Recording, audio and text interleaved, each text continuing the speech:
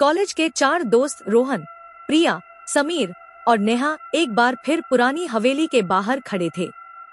शाम ढल रही थी और हवेली का भयानक साया उन पर मंडरा रहा था। पता नहीं यार, ये सही नहीं लग रहा, प्रिया कांपने लगी। रोहन हमेशा की तरह जोश में था। अरे सब बकवास है, कोई भूत वूत नहीं होता। समीर ने हंसने की कोशिश की, पर उसकी आवाज में डर साफ झलक रहा था। एक जैंग लगा दरवाजा स्लोली खुला। अंदर घुप अंधेरा था और हवा में पुरानी धूल और बंदिश की स्मेल थी। जैसे ही उन्होंने पहला कदम रखा, एक ठंडी हवा का झोंका उन्हें छू कर निकल गया, जैसे किसी ने उन्हें वार्न किया हो। प्रिया ने नेहा का हाथ कास के पकड़ लिया। वो हवेली के लिविंग रूम में पहुंचे। टूटी हुई कुर्सी, फाटे पर्दे और दीवारों पर गंदी परछाइयां। सडनली एक झूमर अपने आप हिलने लगा। देखो, नेहा ने फुसफुसाया। रोहन का ब्रवाडो अब धीरे धीरे गायब हो रहा था।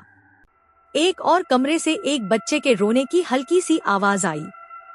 समीर का चेहरा सेफ्ट पड़ गया।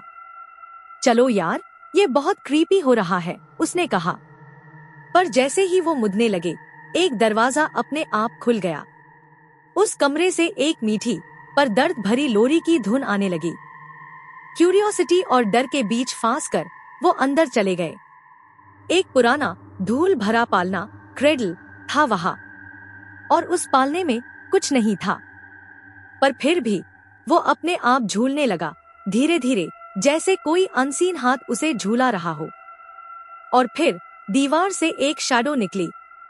एक औरत की परछाई, उसके बाल बिखरे हुए, उसकी आंखें शून्य, पर अनमेन एक गहरा दुख। वो पालने के पास गई और झुक गई, जैसे अपने बच्चे को लोरी सुना रही हो। उसकी आवाज सुनाई नहीं दे रही थी, पर उसकी प्रेजेंस इतनी हैवी थी कि सबकी सांसें अटक गई।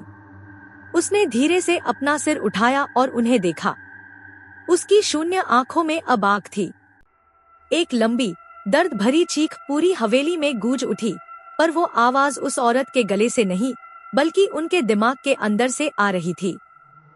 रोहन ने चिल्लाया, भागो! वो चारों पागलों की तरह दौड़े। हवेली का सन्नाटा अब उन्हें खा रहा था। जब तक वो बाहर नहीं निकले, उन्हें लगा कोई उनके पीछे है, कोई शैडो उनका पीछा कर रही है। वो रात उन्होंने कभी नहीं भूली। पुरानी हवेली का राज उनके अंदर हमेशा के लिए डैफन हो गया, एक चिलिंग मेमोरी बनकर।